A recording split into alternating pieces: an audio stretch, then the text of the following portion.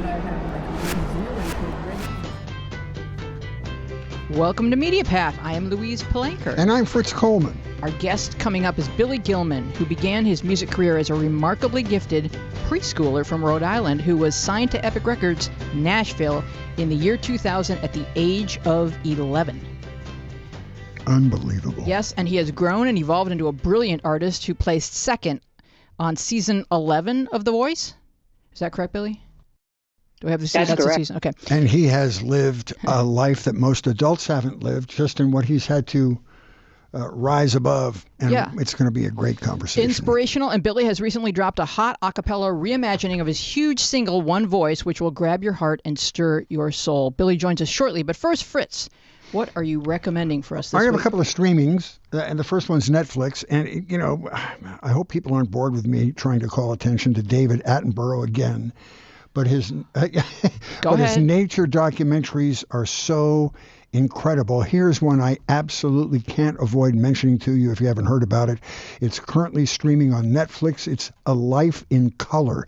It is amazing. This one explores nature from a fresh perspective as animals use color to survive and thrive. His photographic team uses the latest technology to replicate what colors various animals can and cannot see. They have lenses that give you the perspective of various animals. Really cool. And how they react to certain colors, and certain colors that represent a threat.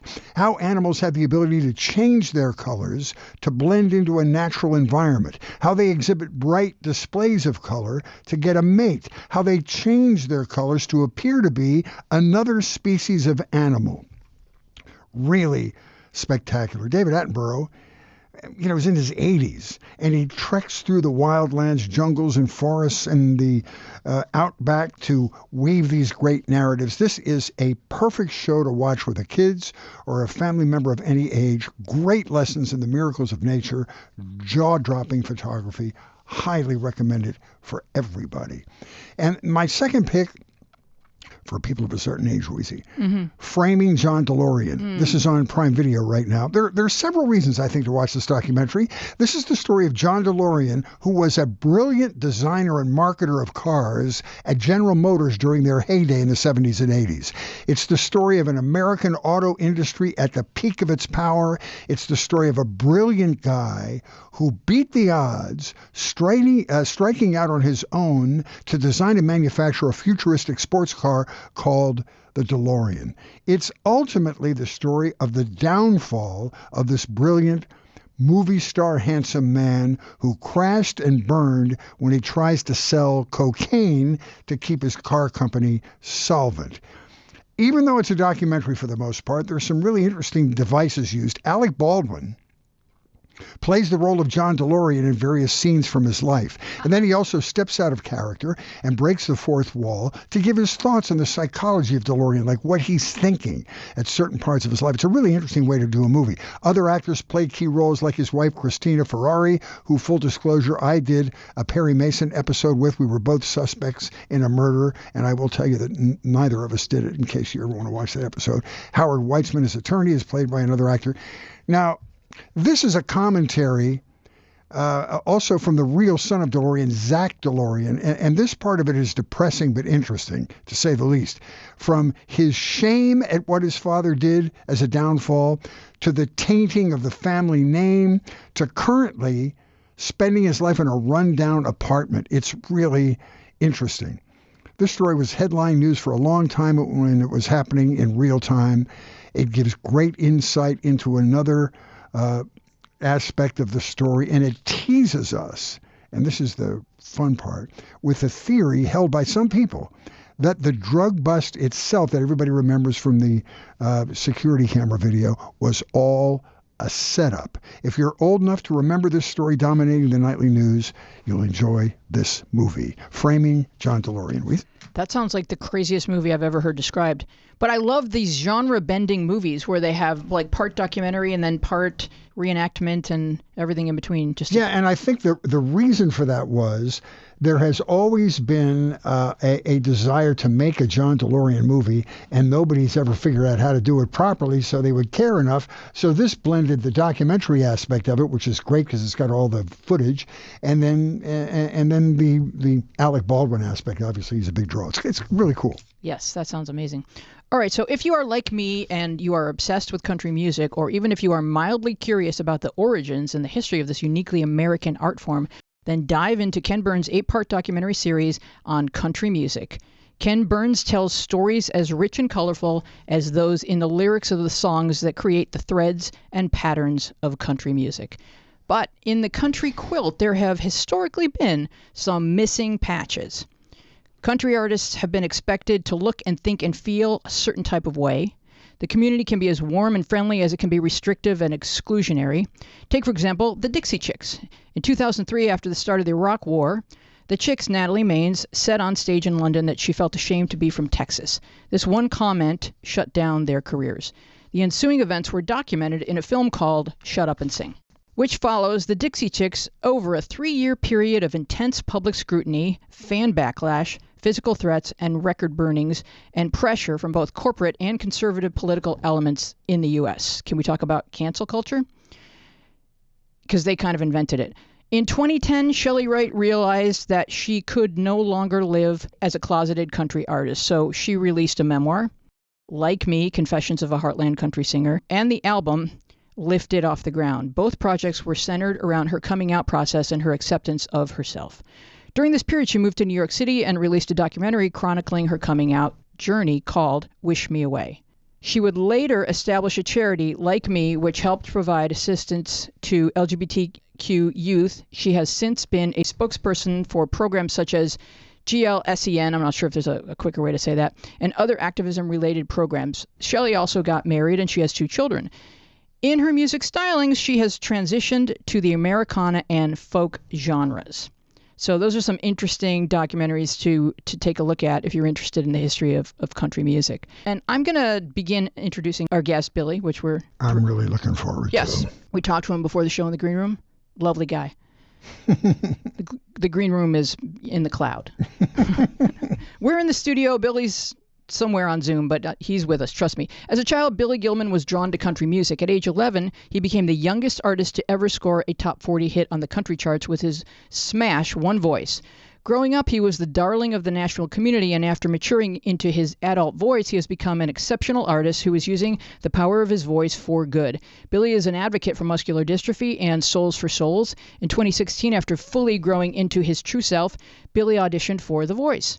He was a 4-chair turn, and he finished the season as the runner-up, scoring over 31 million views on YouTube for his performances. Welcome, Billy. Hi, Billy. Hey. Where are you right now? Can you hear me? Yeah. I am home in my home state of Rhode Island. I lived in Nashville for many years, was supposed to remove, and then the pandemic happened. So I said, I'm not going to move now. I'm going to stay close to my family, and it's been fun. Yeah. No, it's been great. Get me out of here. No, it's like everyone's kind of like finding their pandemic blessings and learning something or relearning something. And what has it been like for you? Well, I'm on my own, my own place, so it's not like confined, which is great. So you can see them when you choose, kind of like grandchildren. But the beauty of it is there's no beauty in loss of life. It's been horrific for the world, and what I'm seeing going on in India, I'm such an advocate for people that I can't watch it. Which is so not the right thing to say. I understand. But it's so guts wrenching to see these poor people just acting as their brother's doctor, pounding on their chest because they can't get any. It's just mind blowing. But the beauty for me personally was, of course, time with family, literally stopping, but I didn't stop. Like, I saw so many interviews on like Kelly and Michael and things, and they were interviewing some big artist and they took up knitting. Now, that's great. But I said, no, if I can't do singing in front of someone, I can find a way to do singing in other ways. And so I, switched everything to virtual. I mean, I've done over 70 charity events via, singing or talking, hosting. And then I do a nightly quarantunes, not quarantine, but quarantunes, Friday nights on my Facebook. And because of that, I only had like 60, 70,000 followers on Facebook. And now 13, 14 months later, we're honing in on 300,000. Wow. So it just, it's been an interesting journey. I took up a software editing thing to make music videos. I mean, you do what you got to do. But you, even from a very young age, have been aware of your social responsibilities. When you were 15 years old, you recorded Music Through Heart Songs, which was a really interesting album of work by a child poet, Mattie Stepanek, who died of muscular dystrophy at 14.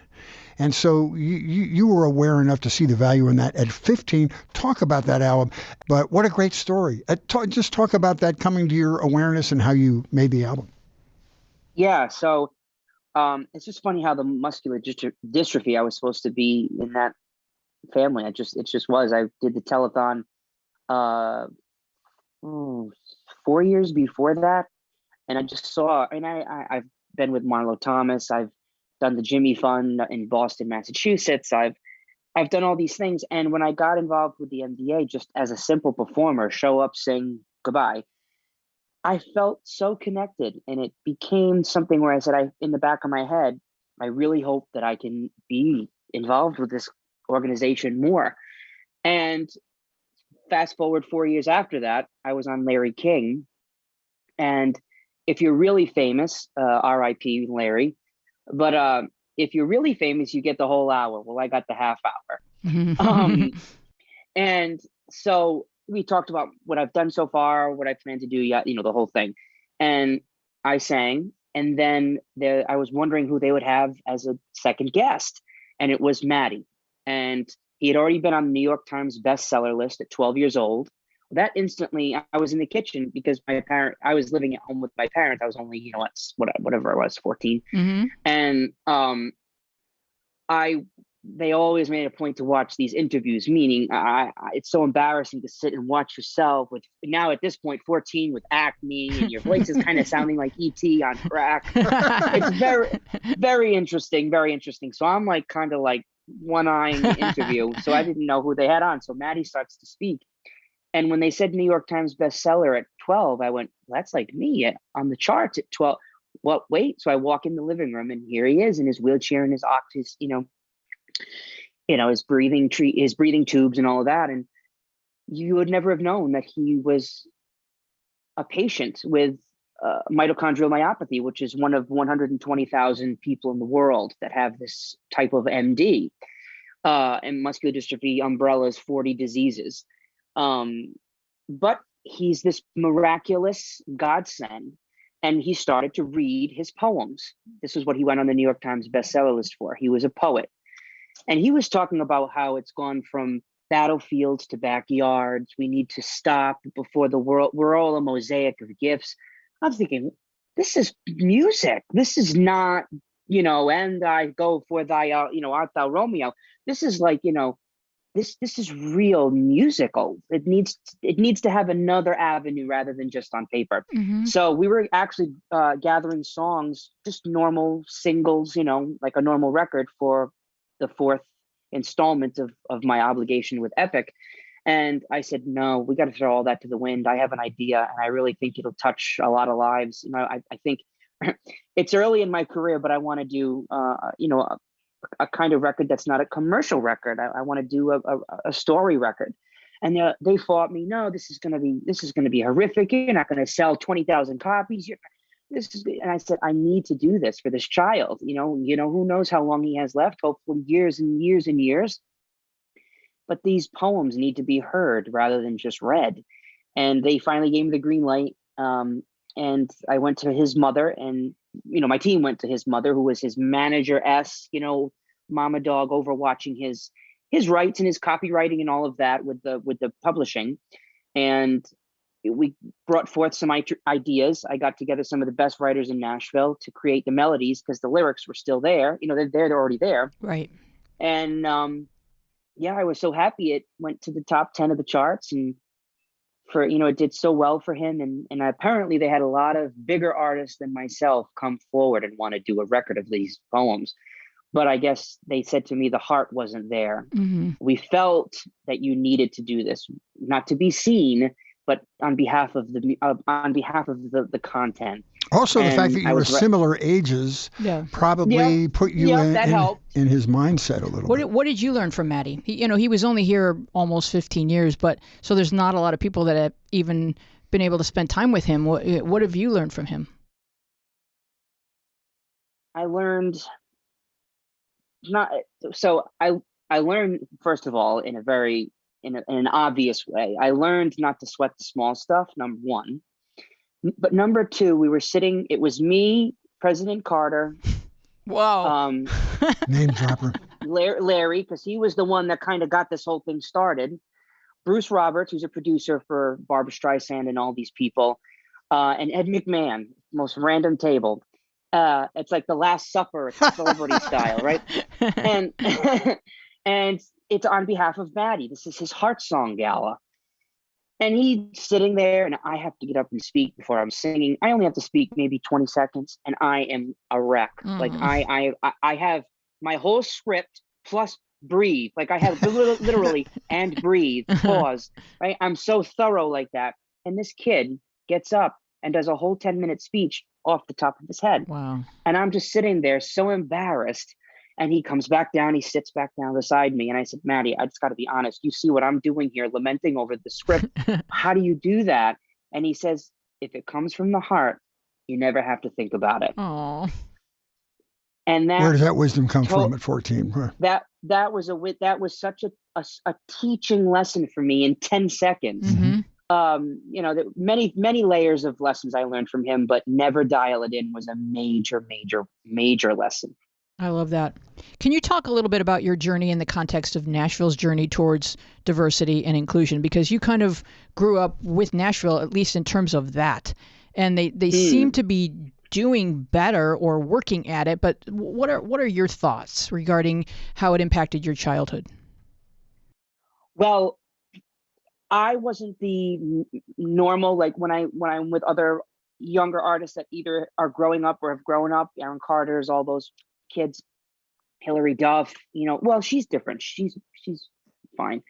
I was pushing my parents. We're going to do this. Come on, let's go. Rather than having a stage mom. Mm-hmm. At 3 years old, I heard Pam Tillis. There was a SeaWorld. Well, first of all, they have me at 18 months old singing the Jeopardy theme in my high chair. It chose me. There's no other way to. It's all about song choice, Billy. That. That's it. Hey, listen, it's all about. And then at 3 years old, there was a SeaWorld celebration, because we had a little TV with rabbit ears and you dialed it in, we didn't have many options. And it was on ABC or whatever local channel, and celebrating the dolphins and the whales. And me being a child, my mother thought, oh, this would be great for him to watch. He'll love that. Well, Pam Tillis, a country icon, was on singing one of her songs, and that was it. The following year, I was packing a suitcase, God knows where I got it, saying I'm moving to Nashville to see Pam Tillis. I mean, it's Did you write back to your folks? I did. They wished me well. They packed my diapers. Speaking about that and the point that Wheezy made, I want to ask you a question while we're talking about that. You made an interesting comment somewhere about your talent maturing. So you're that age and you're growing into an adult singer. You said, I finally discovered what it is I wanted to sing, which I thought was really interesting. You had things when you were very young that made you happy, or types of music, and then you had to find out where your talent was and what you really enjoyed singing. Talk about that transition at that age. It's still a transition, to be completely transparent. All right. So at that very early age, but say it's a quote unquote normal childhood, meaning I go to school, and then I have summer break, and then you get ready to go back to school in late August, September, and your parents get you ready, meaning they pick out what they think is cute for jeans or a sweatshirt or a backpack or a shoe type. And you're like, oh, great, thanks, bye. Well, that was my musical taste. I listened to what was in front of me, which was country music. So naturally, that's what they like. That's what I like. So I just had a natural sense of, I love this genre. Every Friday night on TNN, when TNN was still around, I'd watch the Grand Ole Opry with my grandmother. And I'd, see, Jeannie Seeley and, Whispering Bill Anderson, and then Pam Tillis would come on and all, that's all I knew. So naturally, that's where I was going to go. Then as I got older, 13, 14, 15, I'm being thrown into singing with Michael Jackson in Madison Square Garden, and I'm seeing Liza Minnelli sing, and I'm seeing NSYNC sing, and I'm going, whoa, why is this really, why do I want to do that? Why am I not happy? I'm always happy with music and singing, but why do I want to be like that? So you shift a little bit. And so my favorite artist to this day is Barbra Streisand, number one. Her voice is just not of this earth, I will tell you. So in my opinion, and I always would go do my one voices in my country stuff. And then I'd get on the tour bus or the hotel and I'd sing people who need people, right? I just loved that kind of music. Maybe because I was told not to do it. So that's in my head brewing at an adolescence mentality and all of that. That was your rebellion, Barbra Streisand? Or pop you music, were a rough pop kid. Music, that kind of thing. You were a rough kid to raise. Oh yeah, totally. So did your parents give you pushback when you wanted to do other genres of music? No, it was all industry worry. Oh. It was all like, if I wanted to add strings to a song because I thought they were beautiful, or a horn or a harp, kind of there's a lane that you don't cross, if you will. You keep with the guitars and the steel and the fiddle and that, whatever. But all in my mind, I'm going, they think they can pull out the wool over me. In 1963, Eddie Arnold recorded a record with the Nashville Sound, which was a 13-piece orchestra. So I know my knowledge. We can do this. It's just right. You're not allowing your artist to do this. Anyway, that's all. And you were always thinking like an arranger. Yeah, right. So that was always pent up in me, so I would always do after the hits were there and I was touring, I would always kind of go this way. So in my show, I would do my country, and then I would do ABC and Rockin' Robin, or I would do Roy Orbison's Crying. It's pretty country, but I made it very dramatic and a very big ballad. So I was always kind of crossing that wave. And when my voice changed, took forever. And that gave me a minute to sit and think. And at that point, I wanted to go do that Celine Dion stuff. If God willing, my voice was supposed to come back, because before it was huge. It was big and it was belty, and I could do that. And that's kind of what set me apart. And then it was gone, of course, for a while. I cried myself to sleep many nights because I thought it would never come back. Because when I tell you guys, I would go to sing and I'd go, hey, I'll do it. And I would go, and the vocal cords would not work. So I thought I damaged it. I had to go under voice rest for 6 weeks at a time. It was a mess. Well, I have a question about that, because most boys are not professional singers, so it's not that urgent. Right. But I watched a Disney movie about the Vienna Boys Choir, and as soon as your voice breaks, you're benched. But how much concern is there that it's not coming back? Or did the doctor say, oh, it will come back? You sang at 10. You are a singer. You will sing. You just have to give it time. Was there any worry is there any worry with boy singers that if you sing through the change, you might break something for life? So that's exactly what happened to me. Stephen Brown was my doctor. I don't know if he's still there. I haven't been. I go to other doctors now. But Stephen Brown was the doctor that brought us through these steps of the voice change. He was part of Vanderbilt's Nashville, Tennessee voice clinic. And we went to him in something felt off. I was on the road. I thought I was tired. Do 7 shows a week. We went, and he's like, well, I think you might be starting the voice change. I can already just tell by the way you're speaking. I'm like, oh God, not me, Billy, thinking, poor me. I'm thinking, well, there's 7 band members, 3 trucks, 2 buses. All these poor people are going out of work because Mother Nature decides to, show up. And I had a breakdown. So in my head, I turned it off. Nope, if I keep singing, it will never leave. So I just kept going and almost did it in.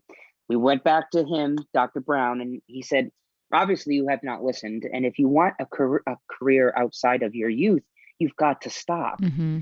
And so I stopped. And it took a long time. And then it took a long time. So there was a day that all of a sudden, after all of this wonder, because you still don't know what it could be an awful sounding singing voice. You don't know what it's going to settle into. I could have gone from that beautiful little angelic voice to, digging up bone. I mean, who knows what could have happened, right?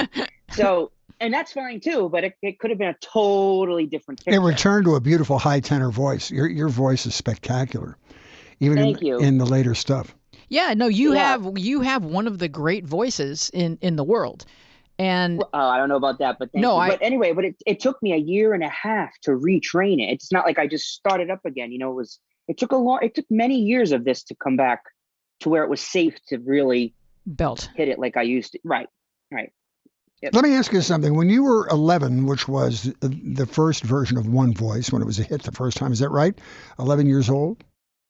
Yeah, 11 was the single, 12 was the record. So did you do the road to back that song and do all the things that adults do and go in 25 cities in 30 days and do that whole routine? I don't think we did 25, but in the initial, well, no, that's not true. So the initial part was, we recorded the song, we recorded the record was done. They picked One Voice as the record. They did the video. We hit certain spots, Cincinnati. I remember going to Kansas City, Nashville, of course, Memphis, KZLA in Los Angeles, Florida and Miami. It was one of so we hit key spots, but then I was on the road with Reva for 6 weeks. Cool. We did a number of spots. She gave me the opening act. It was myself and Brad Paisley, and we just switched off. And then I went on a spotty tour with Martina McBride. I did before any of this ever happened, before One Voice was even recorded, I did the whole George Strait Stadium tour with Ray Benson and Sleep at the Wheel. Wow. Holy cow.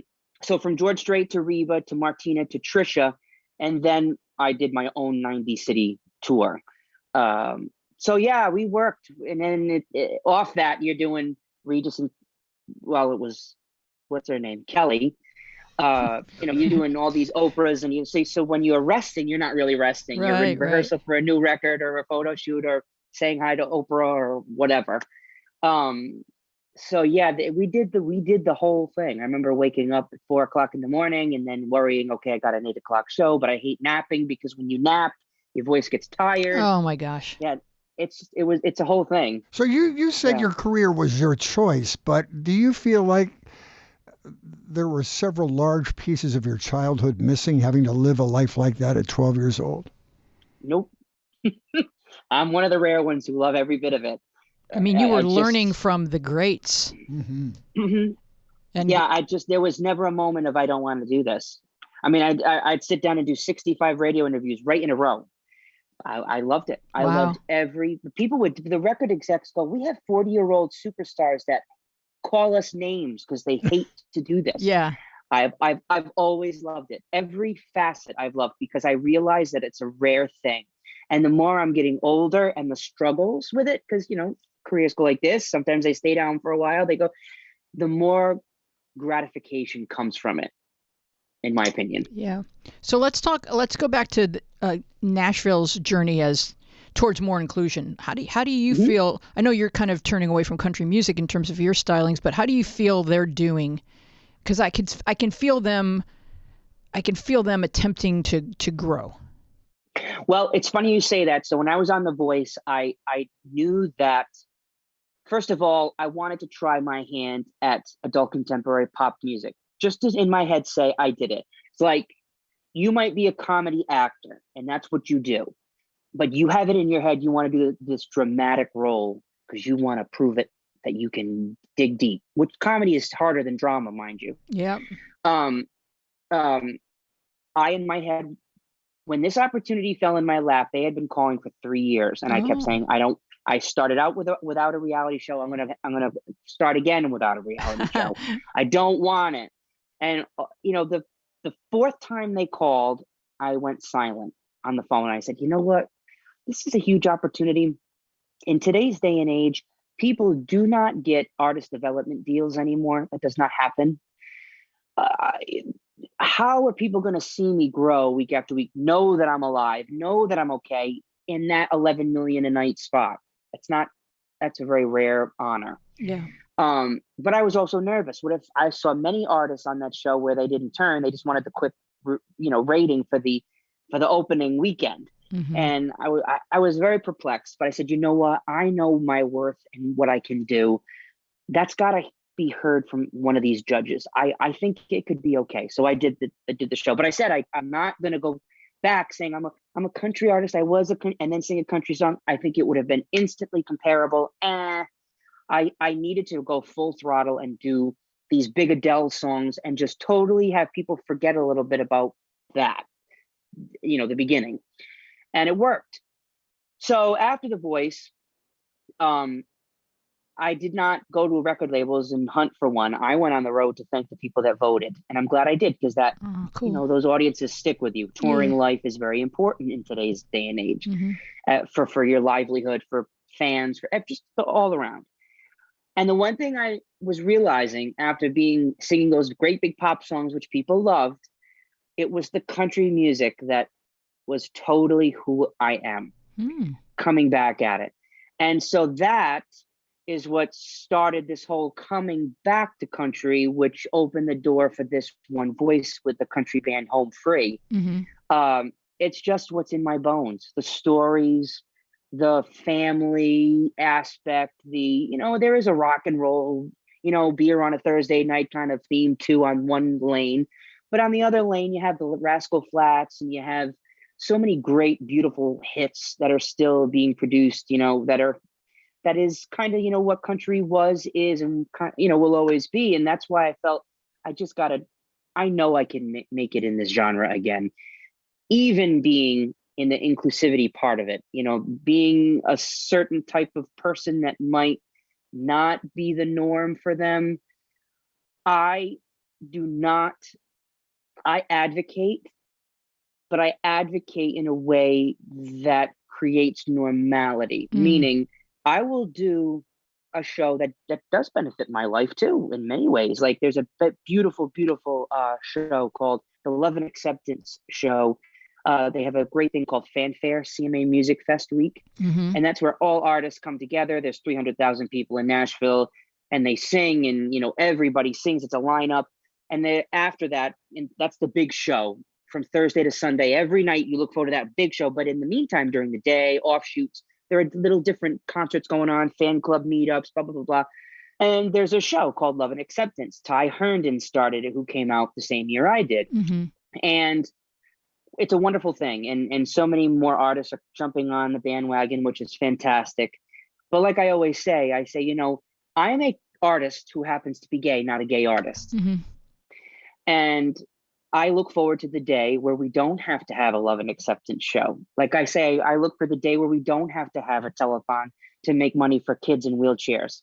That there'll be a cure. There'll be equality. If the road's long, then we'll keep fighting. But I do it in a way where it's not so in your face. Maybe that would help the situation. I'm living my life. I will advocate for it. But the music is the music, and there should be a separation. And that's how I've started to really live my life and not go, I'm been hurt. We need to live your life, push through, stand your ground on what you believe in and what you need and deserve. But let the music speak, and whoever listens, meaning a record exec, a agent, a this or a that.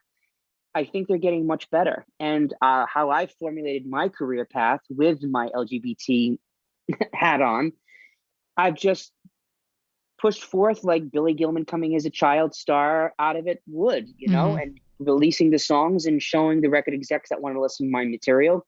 If they believe in it, they will. And there's been a few interesting turns and for the better, which tells me that they are changing, because maybe 5 years ago that wouldn't have even been in my head. Who knows? Maybe it would have been such a tough road.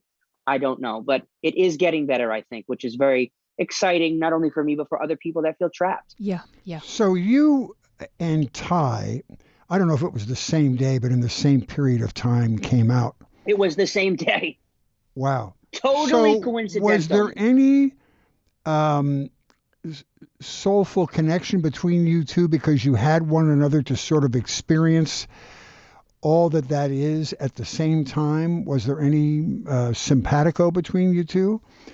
And another question. Country is a very, I mean, not all of it, but country was born out of a sort of a macho frame of mind. So what's the lady's name that came out with the album? Shelley Wright. Shelley Wright. So Shelley comes out. She's a gay female. Was what was the perception different when a gay male came out? Because country is so unspokenly macho in its roots. What I'm trying to ask you in a roundabout way is, do you think it is harder for gay men in the country universe than it is for gay females in the country universe? And maybe it doesn't matter, but I just thought about that you might get more pushback than she might have. I don't know. I don't let those questions in. I don't honor them, meaning if I were to say that to a record executive or say that to someone, it automatically, I have to be on the defense. I have to let in to be accepted like all the others. I don't even allow that in there. However, that is a great thought. And that's what brought me back to country, because Ty is a one, to answer your first part, Ty and I were on the same record label, funny enough. And I've known Ty since my very beginnings. And he's a great human being, and he seems to be very happy and fruitful and prosperous, which that's all you want. And I love the fact that he's created this fantastic love and acceptance show that Reba has now come on board on, and Tim and Faith and Hunter Hayes and fantastic country artists.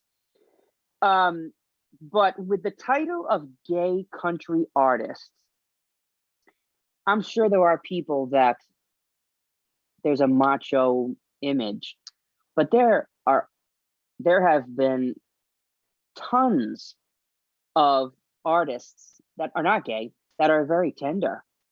Kenny Rogers, Farron Young, Rascal Flatts, what's his name? The head singer of Lone Star, very slick, very good looking, pretty singer.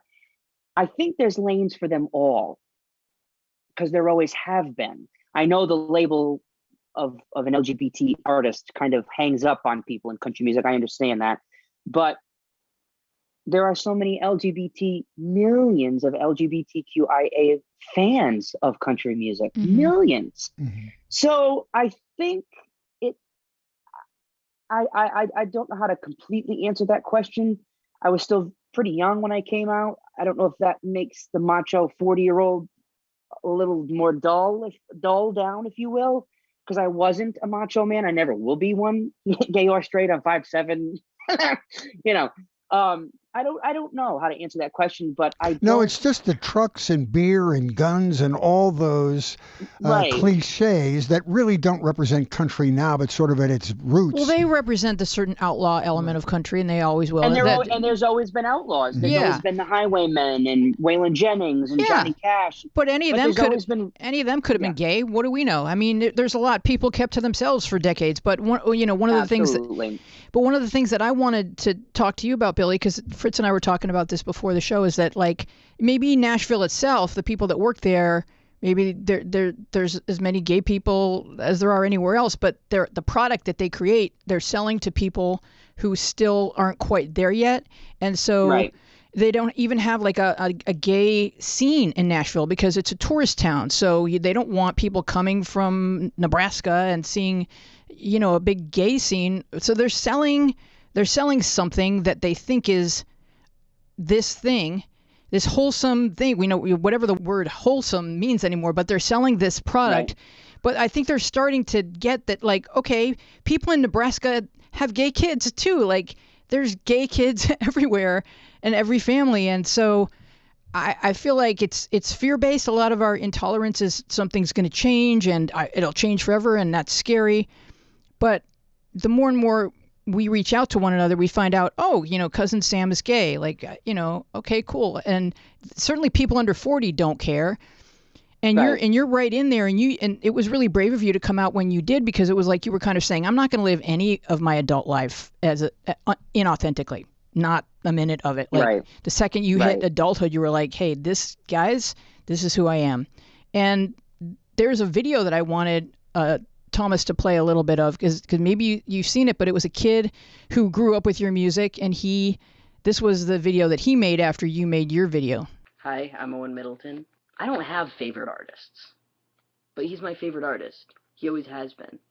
I just loved Billy Gilman and always waited for him to come back. And then today when I came home from my LGBT group, my mom told me something, and at first I didn't believe her, but I looked it up, and sure enough it was true. It was Billy Gilman had released a video online saying that he was gay. It touched something in me.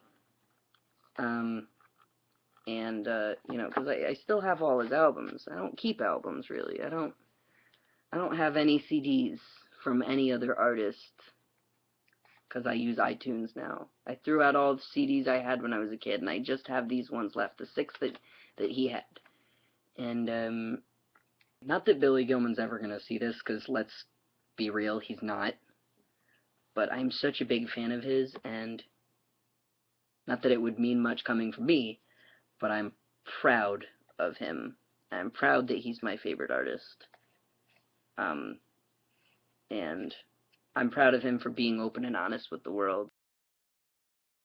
Yeah, that it gets a lump in your throat. I'll tell you. That was the main reason why I decided to. I'm just gonna be me, and I'm whatever. I'll let the punches roll. But when I came out, I saw how my father has a NASCAR flag flying in our lawn. I mean, very conservative people, and it was as if nothing happened. Not even a shock. They were mad that I held it for 7 months from them, which I did. I was so nervous. I couldn't. I held it for 7 months. I had a girlfriend in their heads, and I had a fake name. I mean, it was the whole bit. And finally I said, this is so stupid. I'm so old now. It's not like I'm 15 and I'm, but you shouldn't hide yourself anyway if you feel comfortable enough to do what's right for you. And they were mad that I didn't tell them. And when I felt that strength, I said to myself, I don't want to come out in a big, huge way, because it looks like it's on purpose and I'm trying to sell a CD, which is not the truth. I just want to be me. But people always think that, what are they trying to sell? They're trying to get a headline. I opted to do it on YouTube, and I said, if it were to go viral, that's on its own. That's on people's ears, listening and soaking it up.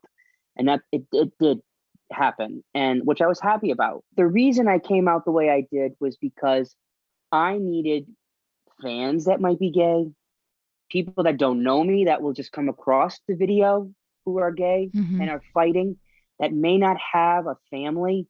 I am your voice.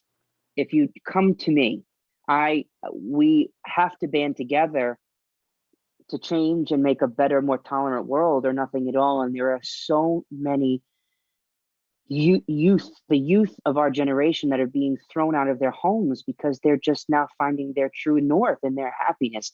And it disturbs me beyond belief. And if anything, I needed to be even a detriment to my own career if that were to happen. I wanted to be a voice for people to say, you know what? We've got someone now. We've got someone in our corner. And I would bet you, because you're in a conservative industry, that you have saved lives by giving children who are in those, for lack of a better term, extreme red state situations where they have very conservative parents who will never accept them. You have been a real lifeline, particularly to the younger kids who don't have a fully formed identity yet. And I would say that you probably have many stories, and we won't ask them of you, but many stories of children where you have been the light at the end of the tunnel because of your honesty about yourself. Yeah, I mean, I've had people come to autograph lines and just hysterically break down. Never thinking they'd be able to hug the person that helped them. Wow. And I understand, because it's what I'm a messenger before I'm an artist, before I'm a person, perform, whatever. I try to find messages and be a messenger to create pathways for communication, because if I can talk about a subject or be a subject that opens up someone else's thinking in a more positive way, I think that's how the world changes, and that's how tolerance begins. And you totally hit it on the head. It's total fear and lack of understanding. If it's not your bubble and your normal 9 to 5 everyday thought, white picket fence, 99% in psychology, it's automatically in a negative tone. And it's just sitting down. I mean, there are cases there, but in every situation, there are cases where it goes extreme in everything. But the majority, of life, we just want acceptance. And, like I said, I'll never forget telling my parents, I'm still going to be me. I mean, how pathetic is that? But I hear that so often. That's the common thing. But I'm still me. A, that shouldn't matter. But B, it's just to be totally happy. And some people find it wrong.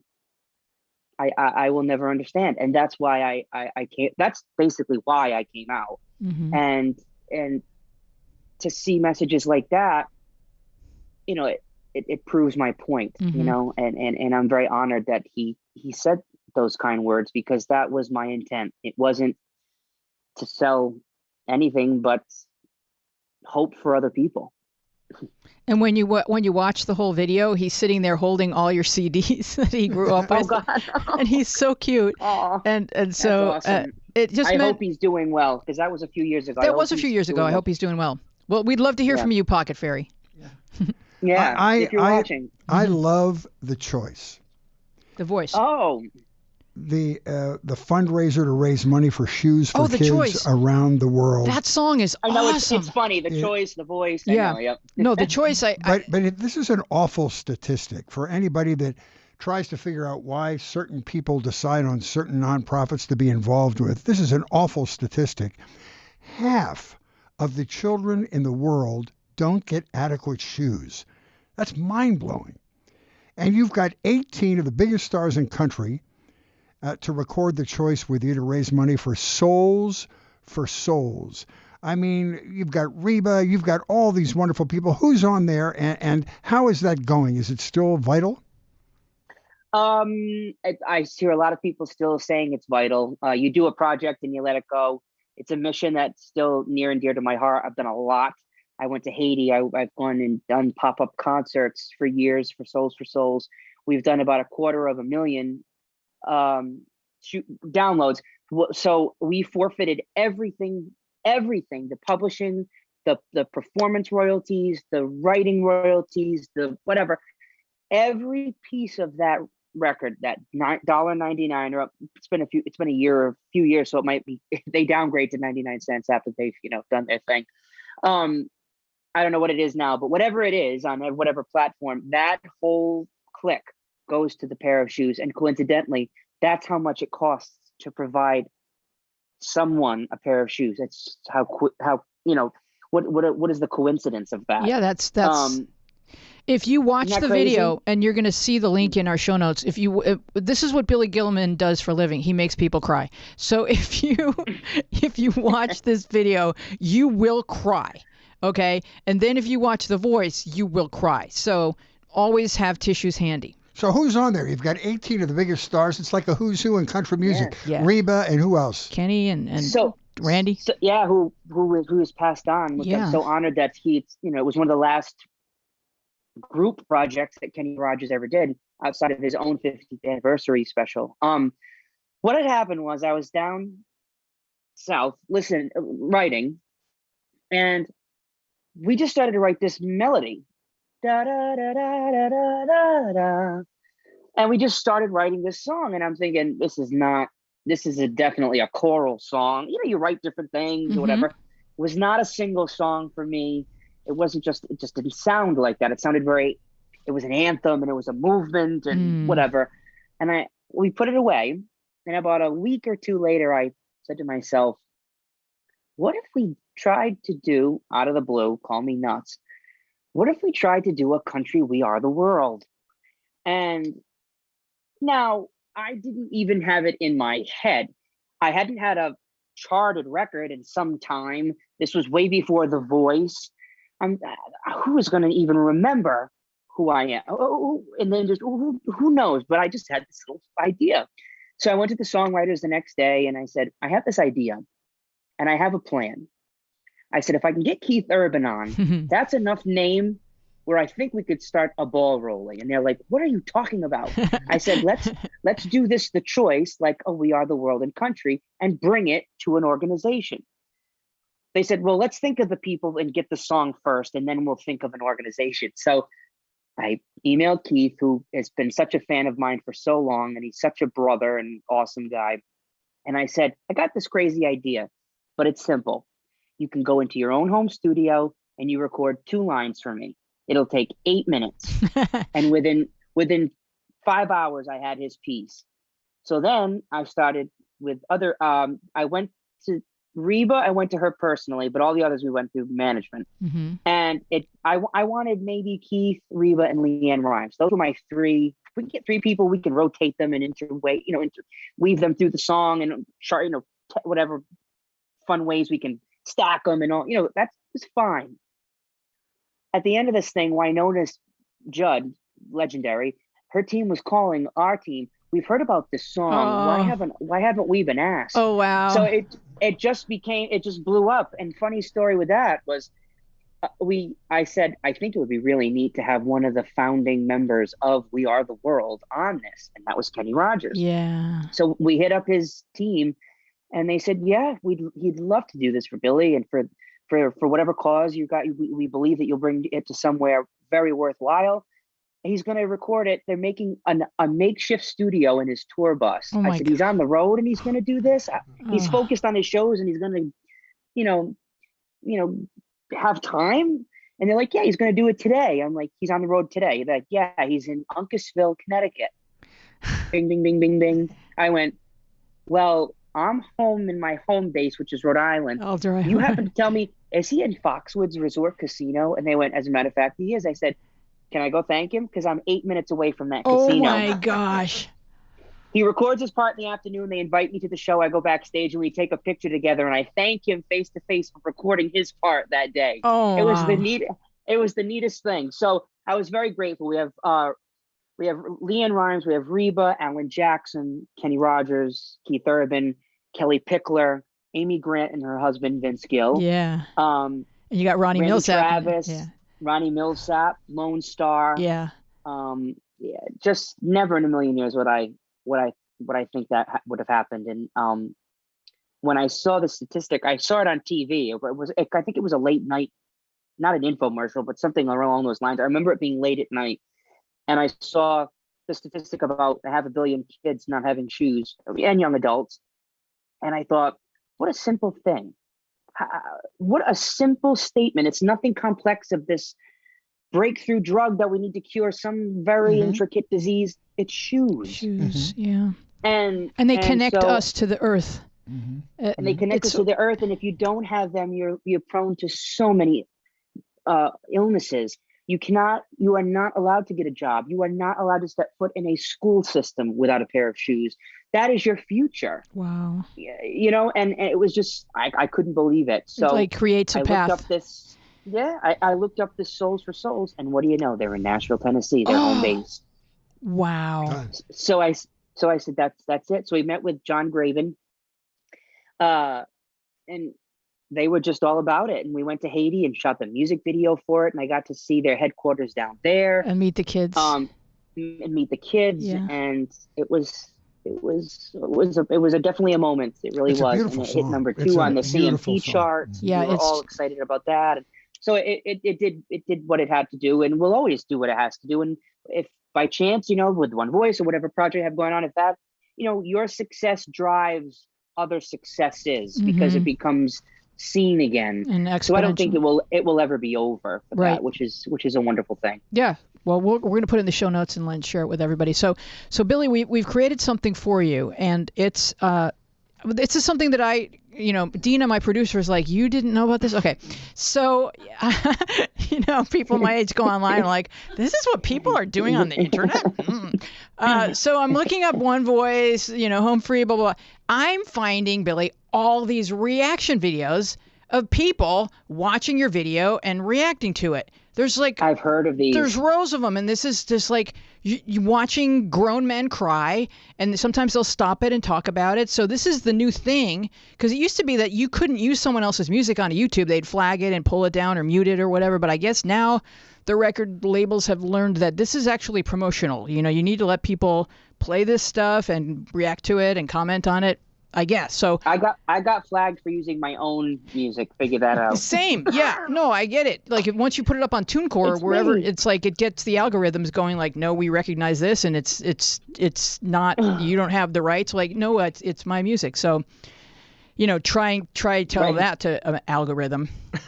Right. So true. They're like, talk to the I don't know what the equivalent of a hand would be in zeros and ones. But anyway, so we made a little mashup of people reacting to you, and we thought maybe you could react to people reacting to you. Okay, because we would like to create an infinity loop, and we want you to be a part of it. Wow. I'm going to be straight up with you right now. You're probably going to cry.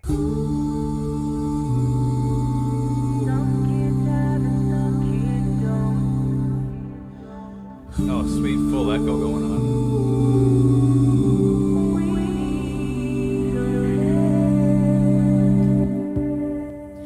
Some kids have and some kids don't, and some of us are wondering why. Vibrato in his voice. Oh my God, his voice. He still sounds good.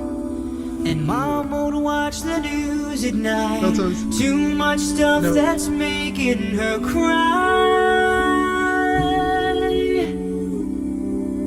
Sounds so good. What does this say actually? I'm not good enough for this life. We need some help. Home Free dropping their usual dissonant chords, strong harmonies, foundation build, sponsored by Tim Faust with the little subtle beats. Down here on earth. So good. 1,000 prayers, a million words, but one voice was heard. So good, man. He still sounds so good. He looks the same. Like he looks exactly the same, just with a beard. Like That's the greatest thing I've ever heard. Right? A neighborhood where you can ride your bike to school.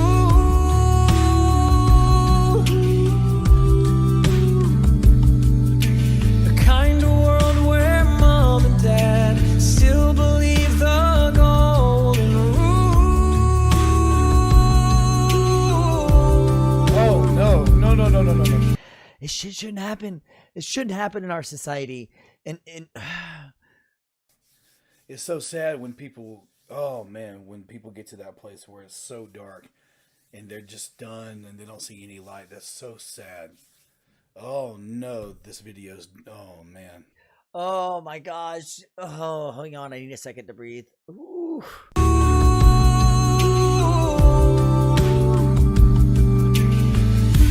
Life's not that simple. Down here on earth, 1,000 prayers, a million words, but one voice was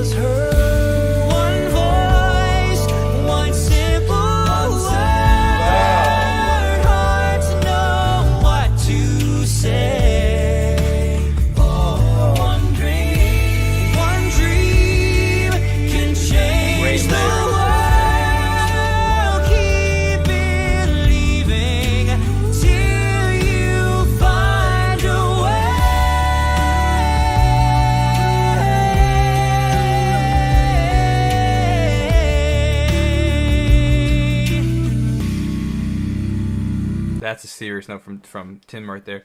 Oh my gosh. Okay, this happens to people. As much as my kids hate it, when I come and I kiss them on their forehead, or I make them give me a hug, or I tell them that I love them every single day as many times as I can, shit's important, man. It's important, and I'm gonna have to bleep that. Sorry. But I'm also like mesmerized at Austin's lead, and then him and Billy, the harmonizing there, like that was just spot on, perfect. One of the things I always appreciate about acapella is the attack that they have on the when they do arpeggios like that, the doo doo, like they hit it in such a way that it creates almost a percussive hit. I like that. That sounds so good. The rumble bass. Yesterday while walking home, I saw a kid on Newberry Road.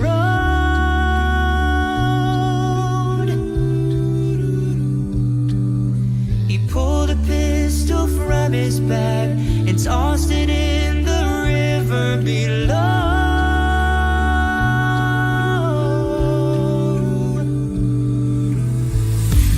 Thanks for the help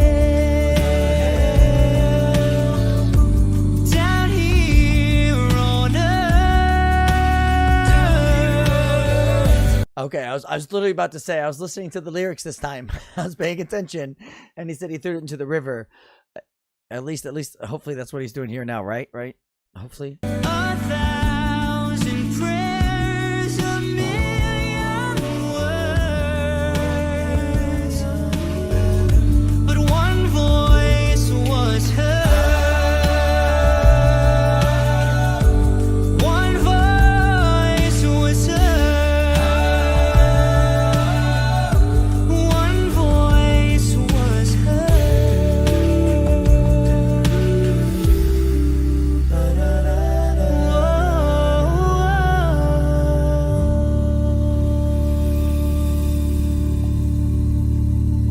Wow. Man. It's so real.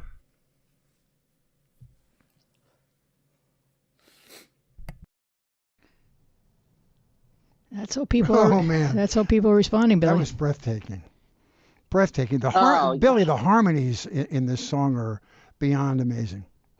So pretty. It's a right. I've seen this video 7,000 times. You do, because the editing and and the great thing about the Home Free is this was their ask. They wanted to do it, and but they gave me full control. I said, I think we should do this here and that here, and the kid should do this. But like I wanted to pay homage to the old video in 2000 when the kid had it wrapped in a white cloth, and he was dark haired and he had a backpack and he threw it in the river on Newberry Road.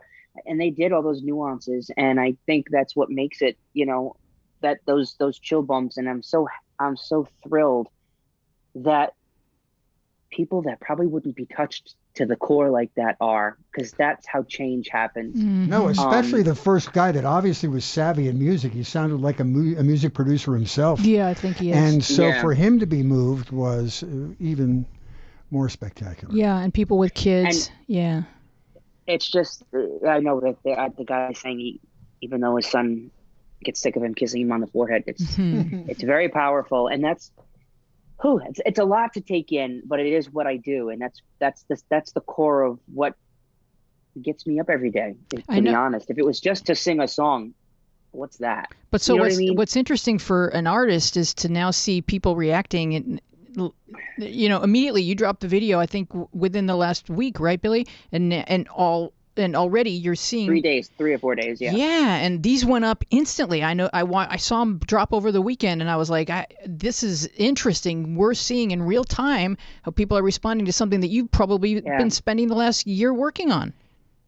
Yeah. It's very gratifying, but for the right reasons. They're getting it. They're not saying, oh my, it's not only about, well, look at the high note or how long he held the note. It's about going, okay, this to me, what that guy just said, that's the win, is when they bring it into themselves. They put themselves in the situation. That is when you're in there. When you start to feel your own uncomfortability about something, that's when it's resonating with you, or in a positive way. I hugged my child, he brought it into himself. That's the win for me. And that's why I chose to do one voice. Number one, I needed to do it again. I felt it coming. I knew that the 20th anniversary of the song was coming up. Just so happened we're in a pandemic, but people need to hear it again. Could I have gone with another song that's on the pipeline? Sure. But the time is so needed. People are desperate for unity. And that song is. And I had a couple of different ways of doing it, but they weren't sitting with me. And when this acapella thought came out, I thought, that's it. It'll be so different from the initial song, but the same, because it's the same song, it's the same melody, same message, but it's so different that you can't compare them. They're different lives. And I was so honored and grateful and just amazed at how well Home Free came to the plate and did such a fantastic job. And they're just such professionals and got it. They got it. And I think that's why it was pulled off so well. Everyone was in it for the right reason. And it's just so innately obvious when you watch it. Tell us I'm proud of it. Tell us a little about Home Free. Home Free. So funny enough, they were on the Sing Off. I was on The Voice. They were on the Sing Off a few years before I was on The Voice. Okay. And reached out to them. Funny enough, the lead singer who I'm singing it with, I was the first record he bought when he was a kid. So it's just so funny. And they're such great singers and have a huge following themselves and are just really, really great guys. And I would throw out an idea for this and they go, oh, we love that. That trumps our idea. Go with that. Just professionals and such a joy to work with. And I hope we do it again. Absolutely. Well, it's just absolutely stunning. And, thank you. And so moving and so powerful and in so many different ways in terms of message and in terms of music. Absolutely. And we want to thank you so much for being with us, Billy. You're going to find everything you need to find about Billy and what he's up to on our show notes. So take a look with any questions that you may have about where to find some of this content. Was there anything else, Billy, that you wanted to share before we close? Well, I didn't expect to have a reaction video. It's very deep. I'm going to be exhausted after this. Just if there's anything I can say is, if you, honest to God, I go to this one saying all the time, if you see something, say something. Meaning we're in a climate where you cannot look to someone else to create the happiness or the unity or the inclusion. We are it. We are the needle and thread. I never forgot when I was in New York City for 9/11, and that's a dog. I don't know if I could pick it up. Yeah, I did. I knew it would happen at one time. Hi. But so I needed to get out of New York. We were slated to be. That's a whole other story. So I was slated. The Michael Jackson special happened. I could not say no to that amazing opportunity. But in the same clump of time, I was supposed to be in Los Angeles singing with the Philharmonic at the Hollywood Bowl, celebrating movies. So we thought we can jump in a car after my performance in New York City, go to Boston, fly out that Tuesday and make it to LA. Well, we had after parties and interviews. We never ended up going to Boston. And that was the flight that hit the World Trade Center. Lord. Billy. Because of Michael Jackson. That's just the easiest way. So we got a car. It took hours. I mean, the monstrosity and the chaos that was New York. It was almost like, it's horrible to say, but you know how you as a kid, you put water in an anthill and they all just spread, they all just flee. Right. That's what the city was like. And by happenstance, we found a car to get into to head home, meaning Rhode Island, to safety. And because no one knew what was going on, they had all the bridges locked. So like a 3-hour trip was a 9-hour trip home. But the one thing I noticed, an immediate, it didn't take time like it's taking now, but immediately people were opening their homes, feeding us, letting us use their bathrooms. Are you okay? Nothing happened to us, but people went just like this. And we need to do that. And it's now that people have platforms and can be heard on such different levels, you're seeing a lot more of that hurt and that divided mentality, because now there are outlets. And to each individual, we need to change ourselves and help our neighbor. That's how this world will turn around completely. I love that. We need to be there, but it comes from us, right, not from someone else. And one of the messages that I get from Mattie Stepanek is, he billed himself as a poet and a peacemaker. And I feel that each of us can be a peacemaker within our immediate community. You can be a peaceful person. You can inspire peace. You can say peaceful things. You can say things that are calming and nurturing to the people in your circle. We can each be a peacemaker. There's that moment where your temperature rises and you want to snap at someone, and you can pull it back and say, how else could I frame this that would be more peaceful and get my message across? I think we can all do that. Absolutely. And that's it. You pull up the bootstraps and you get to work. I mean, that's like, to me, where we are in our day and age. And I know it's hard and it's difficult, but everything is so big, but in the nucleus of it, it's very simple and small. I like that. It really is. I love that. So well said. All right. Thank you so much, Billy. Here come our closing credits. Thank you. We would love for you to join us online on Instagram and Twitter, where we are at MediaPath Pod, and on Facebook, where we are MediaPath Podcast. You can find full episodes with all kinds of bonus visual content on our YouTube channel, MediaPath Podcast. We would love to know what media you've been enjoying. You can contact us at our social media or email us at mediapathpodcast@gmail.com. I want to thank our guest, Billy Gilman. Our team includes Dina Friedman, Francesco Demanda, John Maddox, Sharon Bellio, Bill Filipiak, Thomas Hubble, and you. Our theme music is by me and John Maddox. I am Louise Palanker, here with Fritz Coleman, and we will see you along the Media Path. And Fritz has more to say. And if you enjoyed this episode of Media Path, it would help us to be more discoverable by potential new listeners if you leave us a quick review on Apple Podcasts. And if you're new here and this is your first time with us, please check out our back catalog. You may find binge-worthy stuff like with Diane Warren or Tony Dow or Bill Mooney and other great stars, Gary Puckett, the Cowsills, Henry Winkler, Keith Morrison, something for every taste, every demographic, every corner of the world. We have it all there. Thank you for spending an hour with us, and we would be overjoyed if you took a moment to share your thoughts with us or recommend us to a friend. Be safe. Billy, that was so great. I hope so. Thank you guys so much for having me.